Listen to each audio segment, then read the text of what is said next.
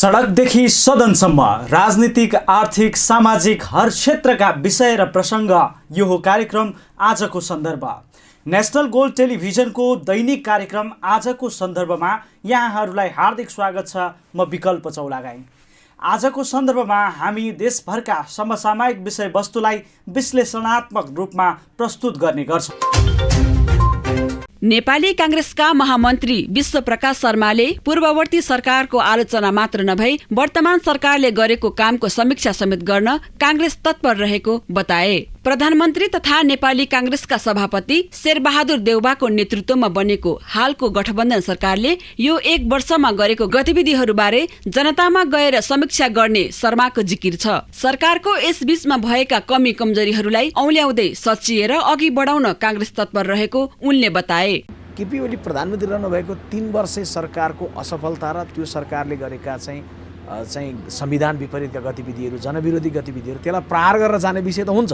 तर हामी सँगैमा उत्तिकै के सजग छौँ भने हाम्रो पनि सरकारको 1 वर्षको पर्फर्मेन्सको बारेमा व्याख्या हुन्छ, त्यसमा पनि प्रहार हुन्छ, त्यसको पनि समीक्षा हुन्छ। त्यसकारण हामी जनस्तरमा गएर समीक्षा हुने पूर्व अपिल गर्दै गर्दा हामी आफै पनि हाम्रो सरकारको समीक्षा गरेर जाने कुरामा जान्छौँ। यसबीचमा जे कमजोरी सरकारको भएका छन् त्यसलाई कसरी करेक्सन गर्न सकिन्छ, अथवा हामीले भन्दै गर्दाखेरि सरकारलाई हाम्रै पार्टीको सभापतिले प्रधानमन्त्रीका रूपमा नेतृत्व गरिरहनुभएको सरकारलाई कार्य सम्पादन समितिले भन्छ के त भन्दा सरकारले गति बढाउनु पर्यो भनेर भन्छ। त्यो हामी भन्छौँ नै। र सँगैमा सरकारको बारेमा पब्लिकलाई पनि फेरि के अपिल र आग्रह गर्छौँ भन्दाखेरि भने यो सरकारसँग सबै कुरा अपेक्षा नगर्नुहोस् है। एउटा विशिष्ट परिस्थितिमा बन्यो।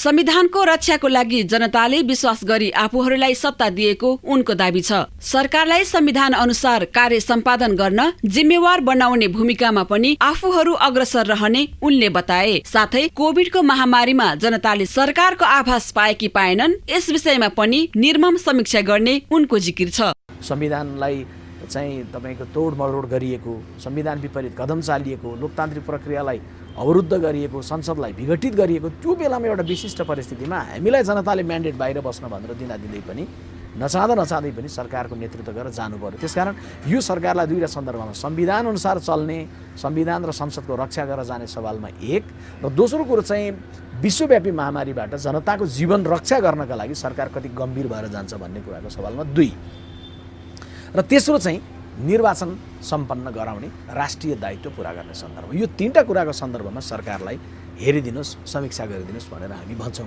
साथै महामन्त्री शर्माले 24 लाख खोपको विषयमा पनि कांग्रेसको गम्भीर ध्यानाकर्षण भएको जानकारी दिएका छन्। प्रधानमन्त्री देउवाकै निर्देशनमा छानबिन समिति निर्माण भएको उनले बताए। सरकारले चाहिँ 24 लाख खोपको बारेमा चाहिँ अभिलेखमा छैन भन्ने खालका प्रश्न आइसकेपछि अहिले भर्खर छानबिन समिति बन्यो। अब यसलाई पनि हामी के भन्छौँ भन्दाखेरि भने यो गम्भीर विषय हो जसमा पार्टीले सजगता राख्यो। सभापतिज्यू, हामी महामन्त्रीहरू बस्दै गर्दाखेरि छलफलमा यो विषय पनि आयो। सभापतिजीले निर्देशन जारी गर्नुभयो, प्रधानमन्त्रीले निर्देशन दिइसकेपछि छानबिनको बन्यो। हामीले पब्लिकलाई यो पनि भन्छौँ कि स्वास्थ्य सामग्रीमा चाहिँ खरिदमा घोटाला भयो भन्दै गर्दा त गहिरो छानबिन त भएन, आखिर त्यो त्यतिकै पेन्डिङमा राख्यो। तर हाम्रो पालामा अहिले उठ्दै गर्दाखेरि छानबिनमा गएको छ। अब यो अघिल्लो सरकारको पालामा भएको थियो कि अहिलेको सरकारको पालामा भयो कि कर्मचारी तन्त्रको कमजोरी हो कि अथवा कसको कमजोरी, छानबिनबाट आउँछ। यस्तो विषयहरूमा पनि सरकारको सन्दर्भमा उठ्ने विषय, जुन विषयमा जनताको प्रत्यक्ष चासो हुन्छ, या राष्ट्रको चाहिँ आर्थिक कुरो गाँसिन्छ, या सरकारको चाहिँ छविको कुरो गाँसिन्छ, यी विषयहरूको सन्दर्भमा कार्य सम्पादन समितिको बैठकले पनि सरकारलाई सजग गराउने, सरकारलाई चाहिँ ध्यानाकर्षण गराउने, सरकारलाई सुझाव पनि दिने कार्य पनि कार्य सम्पादनले यी विषयहरूमा आए जस्तै गरेर पनि जान्छ। सरकारले गरेको खोप भनेर जुन पहिलो, दोस्रो, तेस्रो प्राथमिकता भनिएको थियो, त्यो खोपलाई अझै विशेष अभियानका रूपमा, अझै महाअभियानकै रूपमा लिएर जाने कुराको सन्दर्भमा पनि सरकारलाई थप गजगच्याउँछ। कार्य सम्पादनले नै त्यो विषय पनि गर्छ। यस्तै शर्माले महाधिवेशनबाट आफूहरू निर्वाचित भए पनि काम गर्ने विषयमा भने अन्योलता सृजना भएको जानकारी दिए। नेपाली कांग्रेसको आन्तरिक बैठक नभएको कारण महाधिवेशनबाट नवनिर्वाचित सम्पूर्ण सदस्यहरूमा जिम्मेवारीबोध नभएको उनको धारणा छ। हामी महाधिवेशनबाट निर्वाचित त भएका छौँ, तर हामीले चाहिँ आफूले कुन रूपमा कसरी जाने भन्ने सन्दर्भमा चाहिँ धारणा पनि राख्न पाएका छैनौँ बैठक नभएको कारणले। अनि धारणा राखेर मात्रै पुग्दैन, हामी धारणा पनि राख्ने र सँगैमा सबैको हातमा जिम्मेवारी पनि बाँडफाँड गर्ने ढङ्गले नै अबको बैठकहरूबाट अगाडि बढ्छ। नेपाली कांग्रेस केन्द्रीय कार्य समितिको तेस्रो बैठक हामी भर्चुअल्ली बसेका थियौँ र भर्चुअल्ली बसेको बैठकमा प्रस्तावित गरेर केन्द्रीय कार्य सम्पादन समिति गठन भएको छ। केन्द्रीय समिति नरहेको समयमा चाहिँ बैठक नरहेको समयमा एउटा बैठक र अर्को बैठकको बिचमा केही विषयहरूमा निर्णय गर्नुपर्दाखेरि कार्य सम्पादन समितिले सर्वाधिकार राख्दछ। त्यो पछि केन्द्रीय समितिले अनुमोदन गर्नुपर्ने हुन्छ र अहिले हामीले कोरोनाको प्रतिकूलताको कारण भर्चुअल्ली बैठक गऱ्यौँ र त्यो बैठकबाट निर्माण भएको कार्य सम्पादन समितिको बैठक पनि हामी चाँडै बस्ने गरी बैठक पूर्व गर्नुपर्ने तयारीका विषयहरूमा केन्द्रित भएर छलफल गर्ने कामहरू गरिरहेका छौँ। अहिले नेपाली काङ्ग्रेसको केन्द्रीय महाधिवेशन सकिसके पछाडि 1 महिनाको अवधिको बिचमा 3वटा बैठक भए र पहिलो बैठकबाट त हामी दर्ता आदि इत्यादिको प्रक्रियामा गयौँ। दोस्रोबाट राष्ट्रिय सभाको उम्मेदवारहरूको विषयमा टुङ्गो गऱ्यौँ र तेस्रोबाट कार्य सम्पादन समितिमा गयौँ। त्यस हिसाबले काङ्ग्रेसको काम गर्ने सन्दर्भमा चाहिँ अलिकति हामीले गति बढाउनलाई चाहिँ सङ्केतको रूपमा मात्रै बुझ्दा हुन्छ, हामी केही काम गर्ने क्रममै गएका छौँ। तर कार्य सम्पादन समितिको बैठकमा गइसकेपछि चाहिँ हामीले निर्णय गर्नुपर्ने, केही सम्बोधन गर्नुपर्ने, केही व्यवस्थापन गर्नुपर्ने, केही अन्य नयाँ खालका परियोजनाहरूको बारेमा, साङ्गठनिक परियोजनाहरूको बारेमा दृष्टिकोण बनाएर जिम्मेवारीहरू बाँडफाँड गरेर जानुपर्ने अवस्था छ र हामी दुईटै कुरामा चाहिँ केन्द्रित हुनेछौँ कार्य सम्पादन समितिको बैठकमा। एउटा चाहिँ पार्टीको घरेलु जीवनको विषय, जसभित्र चाहिँ पार्टीको कार्य सम्पादनको पूर्णताकै विषय आउला, अथवा नेपाल विद्यार्थी सङ्घ, तरुण दल लगायतका भातृ र शुभेच्छुक संस्थाहरूको महाधिवेशनसँग सम्बन्धित अथवा त्यो नेतृत्वलाई निरन्तरता दिने या नयाँ नेतृत्व बनाएर तदर्थ रूपमा जाने या महाधिवेशन हामी निर्वाचन अगाडि गर्ने गरी गति बढाउने या अहिले महाधिवेशन गर्न सकिन्न भने के गर्ने हो भन्ने कुराको बारेमा टुङ्गोमा पुग्ने एउटा भातृ शुभेच्छुक संस्थाहरूको विषय आउँछ। यद्यपि अब बैठक बसेर विधिवत रूपमा प्रक्रियामा नजाँदै गर्दाखेरि कतिपयले चासो राखेर सार्वजनिक रूपमा होइन खोइ चाहिँ यतिकै छ त भातृ संस्थाहरूको विषय पनि भन्नुभएको छ। खास गरी युवा भनिएका महामन्त्रीहरू आइसकेपछि पनि यो विषय किन सम्बोधन भइसकेको छैन भन्नुभएको छ। एकदम ठिक चासो जिज्ञासा साथीहरूको पनि छ। नेपाली काङ्ग्रेसको 14औं महाधिवेशनबाट महामन्त्री पदमा निर्वाचित विश्वप्रकाश शर्मा एक प्रखर वक्ताको रूपमा चिनिन्छन्। यद्यपि पार्टीको महत्वपूर्ण पदमा निर्वाचित भए पश्चात जनताको मुद्दामा नबोलेको उनलाई आरोप लाग्दै आएको छ। तर जनताको समस्यामा आफू प्रत्यक्ष सहभागी हुँदै सरकारलाई जिम्मेवार बनाउने उनको दाबी छ। पछिल्लो समय कोभिड महामारीका कारण विश्व नै आक्रान्त बनेको छ। त्यसमा पनि गरिबीको रेखामुनि रहेको नेपाल जस्तो मुलुक पनि त्यसबाट अछुतो छैन। यद्यपि जनचेतनाको अभावका कारण नेपालका अधिकांश मानिसहरू स्वास्थ्य सतर्कता अपनाउनबाट वञ्चित छन्। यो समयमा प्रहरीले पनि उत्तिकै सक्रिय रूपमा नागरिकलाई सचेत बनाइरहेको छ। जिल्ला प्रहरी कार्यालय मकवानपुरले जनतालाई मास्क लगाउन अभिप्रेरित गर्दै विभिन्न कार्यक्रमहरू सञ्चालन गर्दै आएको छ। यसबीचमा जिल्ला प्रहरी कार्यालयबाट खटिएका टोलीले सार्वजनिक सडकमा मोटरसाइकल तथा बस लगायतका सवारी साधनमा मास्क नलगाई यात्रा गरिरहेका यात्रुहरूलाई मास्क लगाउन आग्रहका साथै आफै मास्क वितरण गरेको छ। यो दृश्य हेर्नुहोस्। सम्झाबुझा गरिदिनु पर्छ, गाडीमा चढाउँदा पहिला मास्क लगाउन पर्यो है।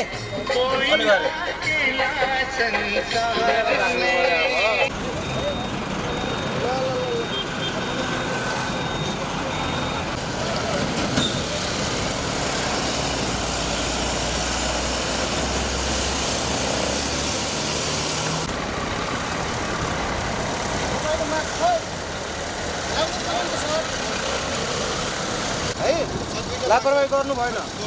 हस्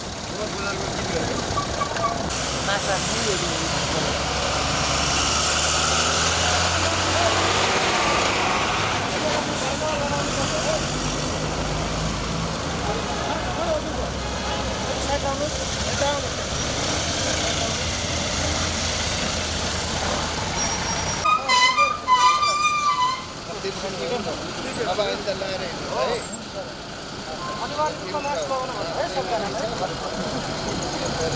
सेनिटाइजर भाइ सुरक्षाको लागि हो है।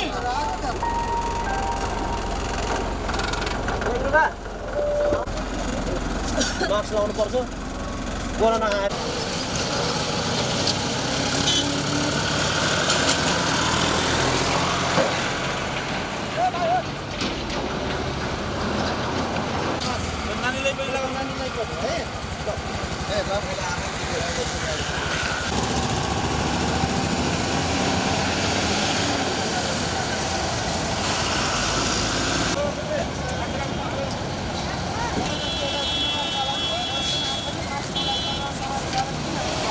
निस्किँदाखेरि अनिवार्य रूपमा मास्कको प्रयोग गर्नु। यदि पहिलोपल्ट तपाईँलाई कन्ट्याक्ट हुन्छ त्यो अदर गरेको पाइएन फेरि चेक गर्दा हुन्छ उल्टी भयो है।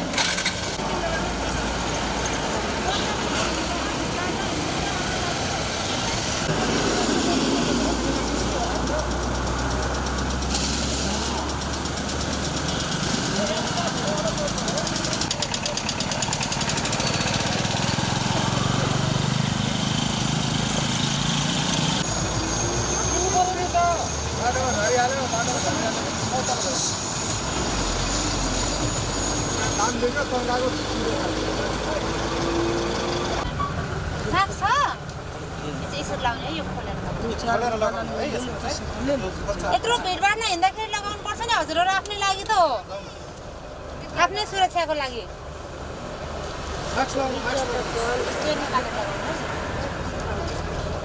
अरू हुनुहुन्छ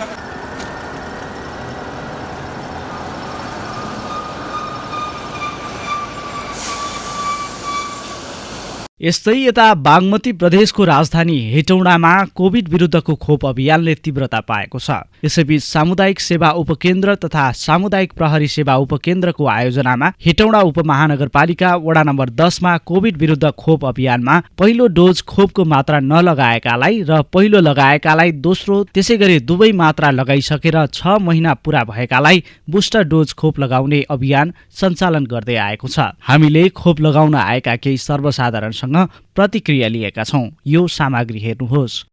नमस्कार, मेरो नाम करुणा सुवेदी। म चाहिँ यही गोन्द्राङबाट भरतपुर। मेरो घर यहाँ हेटौडा पनि हो। खोप लगाउनलाई सजिलो भयो। यो सरकारले दिएको सुविधा होइन, यसलाई हामीले राम्रोसँग उपयोग गर्न सक्यौँ भने हामी आफैलाई पनि सजिलो हो, फाइदा पनि हो। न केही पनि भएन, त्यस्तो केही पनि उहाँहरूले राम्रोसँग सजिलो बनाएर होइन यस्तो गर्नुहोस् भनेर सबै तरिकाले लगाइदिनु भयो। मेरो विजेन्द्र प्रसाद सिंह, यही 4 नम्बर वार्डमा। हजुर, यो नारायणी मलको पछाडि होइन, म चाहिँ बजारमै मलाई थाहा भयो यहाँ चाहिँ दिइरहेछ बुस्टर डोज। अनि म आएको, भर्खरै आएको, यहाँको सिस्टरहरू एकदम सिस्टमेटिक ढङ्गले लगाइदिने भयो, नदुख्ने गरी लगाउनु भयो। एकदम राम्रो लाग्यो मलाई यहाँको वातावरण। सजिलो कि महासजिलो, कहीँ गर्नु परेन। दिए सर्लक्क चाहिँ हेर्नुभयो, बुवा सकिन लागेछ, त्यही पनि जुन बाँकी छ लगाएर जानु भनेर लगाइदिनु भयो। अब यो बुस्टर डोज हो, 2टा खोप चाहिँ 2 नम्बर वार्डमा लगाएको, अनि अहिले बुस्टर डोज यहाँ लगाएको।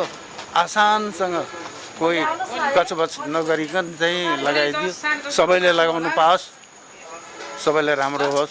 गएको माघ 2 गतेदेखि सुरु गरिएको अभियानमा हालसम्मको कोभिड विरुद्धको खोप अभियानसँगै हरेकलाई मास्क लगाउन अनुरोध गर्दै निशुल्क मास्क वितरण समेत गरिएको सामुदायिक प्रहरी सेवा उपकेन्द्रका अध्यक्ष प्रदीप कडेलले जानकारी दिनुभयो। यस विषयमा हामीले उहाँसँग थप कुराकानी गरेका छौं। जति पनि हामीले अब बस पार्कमा चाहिँ सेवा दिइरहेका छौँ, यहाँनिर यसो हेर्दाखेरि दैनिक हामीले 350 देखि 450 को हाराहारीमा हामी चाहिँ खोप लगाइरहेका छौँ। त्यसमा अधिकांश मान्छे खाक्क खुक्क हाछिउ गर्ने, मलाई सन्चो छैन भन्ने, अब ज्वरो आएका र अलि अशक्त खालकाहरूलाई त हामीले इन्जेक्सन दिएका छैनौँ। होइन। अब सामान्य व्यक्तिहरू पनि अब अहिले रुगा नलागेको स्वरबाटै थाहा हुन्छ होइन। त्यस्ता मान्छेहरू चाहिँ बढिरहेका छन्।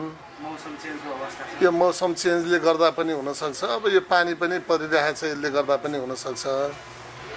जस अलमोस्ट छ। अब अहिले त रुगा खोकी लगाइसकेपछि चेक गर्न गयो भने पनि कोभिडै देखाइदिने हो। हामीले सामुदायिक प्रहरी अब जस्तो हाम्रो यो हेटौँडा बस पार्कमा भएको बस पार्कको हकमा चाहिँ अब बस पार्कमा अलपत्र परेका यात्रुहरू, अब विभिन्न चाहिँ गाडीका काउन्टरले ठगिएका यात्रुहरूलाई उनीहरूलाई न्यायिक एउटा उदिनीदेखि लिएर ठगिएका यात्रुहरूलाई चाहिँ सपोर्ट गर्ने र तपाईँको चाहिँ यो चाहिँ नेपाल अधिराज्यभरको एउटा हाइवेको चाहिँ मुटु पनि भएको कारणले चाहिँ यहाँनिर चाहिँ तपाईँको यस्ता यस्ता घटनाहरू आएका छन्। हामी बाटामा चाहिँ नि बाबुद्वारा बलात्कृत छोरी पनि हामीले यहीँबाट चाहिँ गरेका छौँ, उद्धार गरेका छौँ उसलाई र उसको त्यो केसलाई चाहिँ हामीले जिल्ला प्रहरी कार्यालयमा पठाएर चाहिँ जिल्ला प्रहरी कार्यालयबाट उसको बाबुलाई पक्राउ गरेर चाहिँ थुनामा हाल्ने जस्ता कामहरू पनि भएको छ। देह व्यापार जस्ता कार्यहरू धेरै अधिकांश त्यो छ। चेलीबेटी बेचबिखनको पनि हामीले भर्खरै 1.5 महिना अगाडि पनि हामीले चाहिँ समातेका छौँ र समातेर जिल्ला प्रहरी कार्यालयलाई बुझाएका छौँ। अब हुन त हाम्रो सामुदायिक प्रहरीको काम त्यो होइन, तर बस पार्कमा भइरहेको जुन विकृति विसङ्गति देख्दा हामीले लाचार भएर चाहिँ बस्नुभन्दा त हामीले अब सम्बन्धित निकायसम्म पुर्याइदिने काम गरिदियौँ भने भोलिका दिनमा विकृति विसङ्गति रोक्न सकियोस् भन्ने मुख्य उद्देश्य हाम्रो सामुदायिक प्रहरीको त्यो पनि हो होइन। अब तपाईँको पहिलो कोभिडमा चाहिँ हामीले अलपत्र जस्तो 2 दिन 3 दिन लगाएर चाहिँ काठमाडौँदेखि हिँडेर आउने अब पश्चिमतिरबाट हिँडेर आउने यात्रुहरू धेरै थिए। त्यस्ताहरू अलपत्र पर्दाको अवस्थामा उनीहरूलाई हामीले चाहिँ खानपिनको व्यवस्था पनि मिलायौँ र उनीहरूलाई जानको लागि गाडीहरू पनि एरेन्ज गरेर पठाउने व्यवस्था पनि मिलायौँ। अब खानाको लागि समस्या भएका आफ्ना कार्यक्षेत्रका बासिन्दाहरू जो दैनिक ज्यालदारी गर्ने त्यस्ताहरूको हकमा रासन पानीको व्यवस्था पनि हामीले मिलायौँ। फेरि यो रासन पानीको व्यवस्था हामीलाई कहीँ कतैबाट चाहिँ बजेट आएर भएर होइन, यो हामीले पनि हाम्रा संस्थाहरू छन्, 2-4वटा सहयोगी संस्थाहरू जस्तो साना हातहरू नेपाल मकवानपुर भन्ने हुनुहुन्छ, हाम्रो सचेत नागरिक युवा समूह, नारायण यातायात पुरानो नारायण यातायात व्यवसायी सङ्घ जस्ता संस्थाहरूसँग चाहिँ हात फैल्याएर उहाँहरूसँग चाहिँ रासन पानीको व्यवस्था गरेर हामीले रासन पानी पनि वितरण गरेका छौँ। अब यसपाला चाहिँ अब कोभिडको भ्याक्सिनै आइसकेको अवस्थामा अब किन हामी भ्याक्सिन लिएर नजाने त? भोलिका दिनमा लकडाउन बन्द हुने वातावरण किन गर्ने? बन्द हुने वातावरणै नगरिदिने। त्यसको लागि चाहिँ हामीले नारायण यातायात व्यवसायी सङ्घ जुन हाम्रो पुरानो नारायण यातायात व्यवसायी सङ्घ छ, पुरानो नारायण यातायात व्यवसायी सङ्घलाई चाहिँ हामीले सहयोग मागेका थियौँ र उहाँहरूको आयोजनामा चाहिँ हामीले चाहिँ सहकार्य गरेर चाहिँ अहिले चाहिँ यो कोभिड विरुद्धको भ्याक्सिन आयोजना गऱ्यौँ। यसमा हामीलाई चाहिँ सिडिओ कार्यालय, जिल्ला प्रहरी कार्यालयबाट पनि हामीलाई चाहिँ धेरै साथ सहयोग समर्थन भइराखेको छ। त्यही त अब विगतमा इन्जेक्सन थिएन, भ्याक्सिन नै आएको थिएन, त्यो कारणले हामीले बाध्य भएर अब यो के हो भनेर चाहिँ लकडाउन भइसकेपछि अब दैनिक ज्यालदारी गर्ने व्यक्तिहरूलाई रासन पानीको व्यवस्था गरेका थियौँ भने अहिले यो भ्याक्सिन आइसकेपछि चाहिँ भ्याक्सिन लगाएर चाहिँ भोलिका दिनमा लकडाउन हुने बन्द हुने किसिमका वातावरणै बन्न नदिनको लागि चाहिँ हामीले यो भ्याक्सिन सुरु गरेका हौँ। जस्तो सामुदायिक प्रहरी जनतासँग नजिक छ है भन्ने एउटा अनुभूति दिलाउनको लागि एकदम अभियसली यसरी गरिरहँदा चुनौतीहरू चाहिँ कतिको पाउनु भएको छ? चुनौतीहरू धेरै छन्। जस्तो हाम्रा भोलिन्टियर भाइ बहिनीहरू पनि छन्। अब सद्य आएर 2 गतेदेखि हामीले यो अभियान सुरु गरे हो। 2 गतेदेखि अभियान सुरु गर्दाको अवस्थामा हिजोसम्म आइपुग्दा हाम्रो भाइ बहिनीहरू पनि भोलिन्टियर भाइ बहिनीहरू पनि कोहीलाई चाहिँ फिभर समेत ज्वरो समेत आयो र अब मेडिसिन खाने, तातोपानी खाने, अब त्यसरी नै यो त रोगसँग लडिराखेकै हो। हामीले हाम्रो आफ्नो ज्यान जोखिममा राखेर रोगसँग हामीले लडिरहेका छौँ र हामी ज्यान जोखिममा राख्दाखेरि पनि आफू पनि अलिकति सेफ भएर त्यसरी नै गरिरहेका छौँ। के हुन्छ भने तपाईँको सामाजिक दूरी कायम गराएरै हामीले राम्रै व्यवस्थित ढङ्गले नै गराउँदै आएका थियौँ। तपाईँको के हुन्छ भने अलिकति इलिटरेट पिपुलहरू आउँदाखेरि चाहिँ उनीहरूले चाहिँ यो कुरो बुझिदिँदैन कि अब त्यहाँ 20-40 जना लाइनमा चाहिँ सामाजिक दूरी कायम गरेर बसेको छ भने 5 जना त्यस्ता मान्छे आइदिए भने त्यो उनी बिथोल दिन्छ कि। अब यो बस पार्क हो, अब यहाँनिर हामीले अहिले सेवा हामीले 10 नम्बरको बासिन्दालाई मात्रै हेटौडा बजारको मात्रै भनेर भन्ने हाम्रोमा छैन। हामीले इभन भारतीय नागरिक जसले रासन कार्ड सो गर्न सकेका छ, जसले एम्बेसी कार्ड सो गरेका छ, तिनीहरूलाई पनि हामीले दिइरहेका छौँ। यही निर्माण भइरहेको ठाउँमा यहाँनिर यो जुन हाम्रो बस पार्क टर्मिनल बनिरहेछ यसमै सयौँको सङ्ख्यामा चाहिँ मान्छेहरू कार्यरत छन्। यिनीहरू कतिसँग नागरिकता छैन, अब नागरिकता छैन भनेर त्यसलाई चाहिँ नदिने, अब त्यसैले फेरि भोलि रोग फैल्याउँदै हिँडिदिन्छ। त्यो कारणले उनीहरूलाई पनि बोलाएर उनीहरूको रासन कार्ड या एम्बेसी कार्ड के छ त्यसको आधारमा चाहिँ उनीहरूलाई पनि हामीले दिइरहेका छौँ होइन। अब यो धेरै थरीको मान्छे आउने ठाउँ भएको कारणले अलिकति त्यो कुराहरूलाई चाहिँ पालना गर्न अलिक गाह्रो हुँदो रहेछ। ठाउँ पनि अलिकति कन्जस्टेडै छ, गाडीहरू एकदम बत्तेर हुत्तेर आएका हुन्छन्। तर पनि हामीले यतापट्टि प्रदेश प्रमुखको कार्यालयपट्टि लाइन लगाएका हुन्छौँ। अझ अहिलेभन्दा पनि बिहान 9-10 बजे 10-11 बजेको समयमा त व्यापक भिड हुन्छ। अब अहिले त हामीसँग कार्ड आज सिद्धिसकेको छ। दिनको आजको लागि 400 कार्ड आएको थियो, 400 कार्ड सिद्धिएर अहिले यो त अन्तिम अवस्थाको। पहिलो प्राथमिकता पहिलो डोजलाई, दोस्रो डोजलाई दिएका छौँ र अब एकदम बुढाबुढी मान्छेहरू उहाँहरू आउनुहुन्छ। बाबु फेरि तेस्रो डोज पनि दिएको रे, बुस्टर दिएको रे भनेर आउनुहुन्छ। उहाँहरू बिचरा घरदेखि आश गरेर आउनु भएको हुन्छ।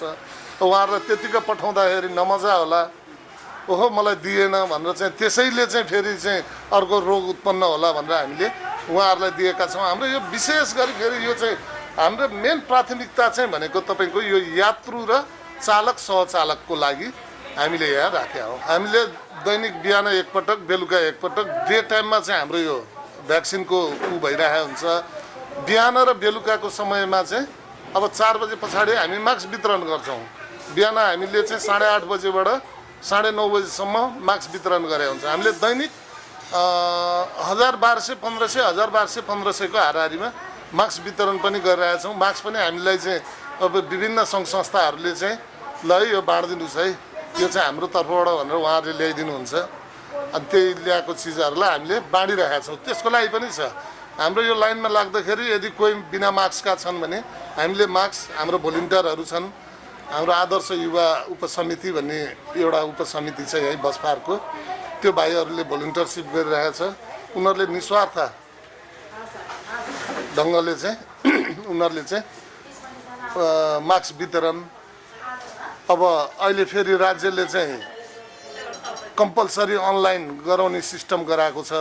अब अनलाइन गर्न हाम्रो कम्युनिटीमा 10 देखि 15%, 20%, 25% होला, त्योभन्दा बाहेक छैन। अब तिनीहरूलाई चाहिँ निःशुल्क त्यहाँ बसेर चाहिँ उनीहरूको अनलाइन गरिदिने जस्ता कार्यहरू सबै हाम्रो भोलिन्टियरहरू हामीले खटाएका छौँ।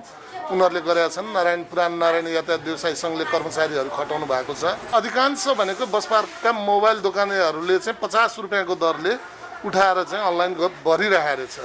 त्यो थाहा पाइसकेपछि अनि क्लबका भाइ बहिनीहरूले हामी बरु यसरी गरिदिन्छौँ, हामीलाई चाहिँ खालि मसलन्द खर्च भनेर कति उठाउँदा हुन्छ भन्दाखेरि 20 रुपियाँ उठाऊ, तिमीहरूको क्लब पनि चलाउनलाई सहज हुन्छ, सेवाग्राहीले पनि सहज ढङ्गले चाहिँ सुविधा पाउँछ।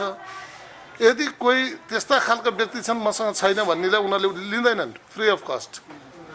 तर स्वेच्छाले दिनेहरूसँग चाहिँ यस्तो छ है भनेर भन्छन्, स्वेच्छाले दिनेहरूसँग मात्रै लिइरहेका छन् उनीहरूले। पैसा पनि उहाँहरूले गरिबहरूलाई भोलि त्यो एकदम गरिबहरूलाई आफ्नै यो एरियामा भएका विपन्न वर्गहरूलाई उनीहरूलाई चाहिँ रासन पानीकै व्यवस्था गर्छन्। यी हामीसँग सुरुदेखि नै अहिलेसम्म चाहिँ सहकार्य गर्दै आएका हुन्। मास्क चाहिँ बस पार्क क्षेत्रमा चाहिँ 10 रुपियाँ गोटाको दरले बिक्री गरेको पायौँ। त्यस पछाडि अहिले हामीले माइकिङै गराएको छौँ। बिहान बेलुका हामीसँग मास्क वितरणमा माइकिङ गरेर पनि हिँडिरहेको हुन्छ। एउटा मास्क एउटा प्याकेटको तपाईँको 50 पिस हुन्छ। 50 पिसको मास्कलाई म्याक्सिमम 100-120 रुपियाँ पर्छ। भनेपछि जुन मैले लगाएँ मास्क पर्छ भने यसलाई 10 रुपियाँ लिनु त त्यो त कालो बजारी भइहाल्यो नि। यसको एक्ज्याक्ट मूल्य भनेको तपाईँको कति पर्न आउँछ र नियर अबाउट 2 रुपियाँ पनि पर्दैन।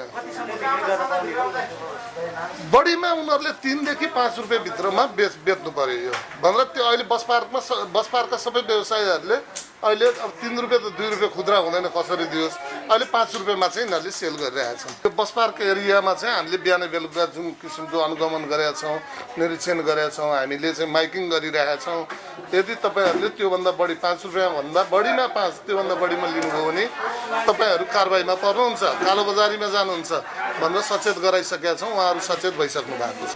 यहाँहरूले चाहिँ कोभिडको इन्जेक्सन नलगाउनु भएको भए कोभिडको इन्जेक्सन लगाइदिनु होला र कोभिड इन्जेक्सन यहाँ मात्र होइन हरेक वडामा जनस्वास्थ्य कार्यालयमा दिइराखेका छ। त्यो ठाउँमा गएर कोभिड विरुद्धको यो इन्जेक्सन लगाइदिनु होला। आफू पनि सचेत रहनु होला र अरूलाई पनि सचेत गराउनको लागि चाहिँ यहाँहरूले पनि गरिदिनु होला भन्दै